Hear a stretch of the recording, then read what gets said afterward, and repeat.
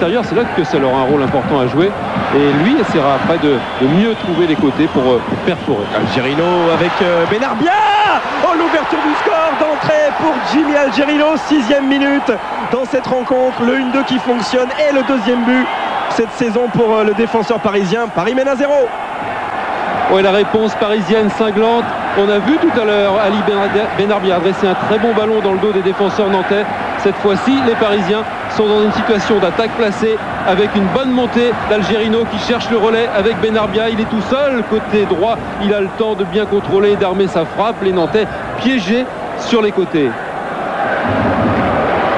Il est tout seul, Jimmy Algerino, il est tout seul face à Michael Landreau. En récupération Benarbia, Okocha.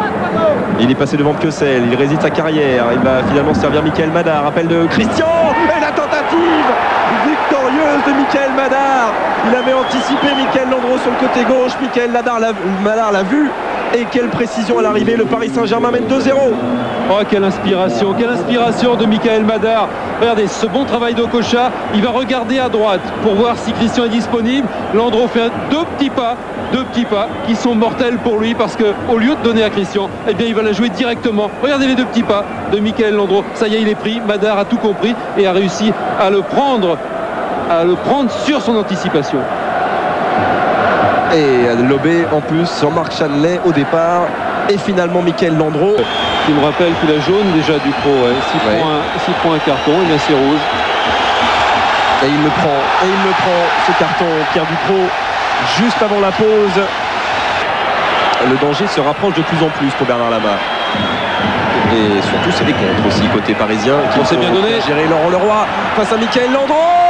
Le 3e but pour le Paris Saint-Germain, au meilleur des moments possibles pour les Parisiens et au pire moment pour les Nantais qui dominaient depuis maintenant un quart d'heure. 3-0, premier but de Leroy cette saison avec le Paris Saint-Germain et efficacité maximale pour les joueurs de Bergerot. Là encore c'est limite pour le hors-jeu.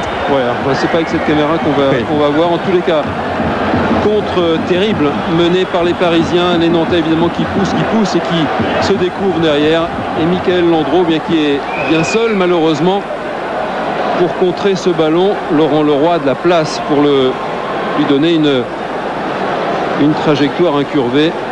Une petite stat justement qui illustre la différence entre Nantes et Paris Saint-Germain ce soir. 23 attaques. Oh, attention à cette tête directement pour Laurent Leroy.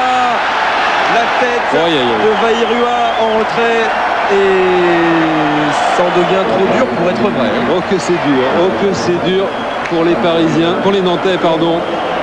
Que c'est cruel cette efficacité parisienne, efficacité qui était la leur contre Rennes, contre Montpellier, contre Rennes ici à la Beaujoire. Efficacité qui n'était pas celle des Parisiens contre Monaco. Mais alors ce soir, ils sont d'un réalisme impressionnant à défier toutes les stats. Et Laurent Leroy, qui était très disponible depuis qu'il est rentré, eh bien, en profite une deuxième fois pour crucifier Landreau. J'étais en train de vous dire que sur les statistiques, eh bien, Nantes a eu beaucoup plus d'attaques que Paris. 23 attaques pour Nantes, 18 seulement pour le Paris Saint-Germain. 11 occasions pour Paris, 8 pour Nantes. 4 buts à 0 pour les Parisiens. C'est parti faire un essai. C'est plus que bien engagé d'ailleurs semble-t-il avec Manchester City pour Patrick Suffo.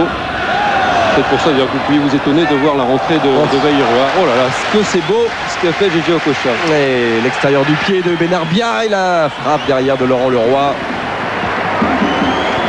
Allez, on se régale. Oh là là. Il y avait eu ça juste avant aussi. Oh là là. On ne l'avait pas tous vu. Que c'est beau. Il se lève. Et Jean-Paul, il aime bien. Il faut revoir. Oh là là.